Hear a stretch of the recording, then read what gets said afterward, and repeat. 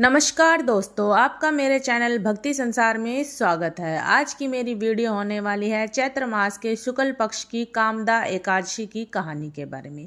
तो आइए शुरू करते हैं हम अपनी चैत्र मास के शुक्ल पक्ष की कामदा एकादशी की कहानी को। भगवान श्री कृष्ण बोले, हे युधिष्ठिर, चैत्र मास के शुक्ल पक्ष की एकादशी का नाम कामदा है। इसका महात्म्य राजा दलीप ने गुरु वशिष्ठ से पूछा था। वशिष्ठ जी बोले, एक भोगीपुर नगर में पुंडरीक नाम का राजा राज्य करता था।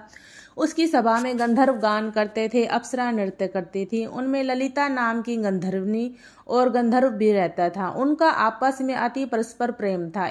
एक दिन राज्यसभा में ललित गंधर्व गान कर रहा था। ललिता उसके सामने थी। उसकी स्मृति में वह गाना गाना भी भूल गया। किसी ने राजा से चुगली की कि वह ललिता की स्मृति में ही अशुद्ध गाता है। राजा को बहुत अधिक क्रोध उत्पन्न हुआ और उसने ललित को श्राप दे दिया कि तुमने मेरी सभा में स्त्री की स्मृति के कारण अशुद्ध गाना गाया है। तू राक्षस बनकर इस कर्म का फल भोगेगा। पुंडरीक के श्राप से ललित का मुख विकराल हो गया।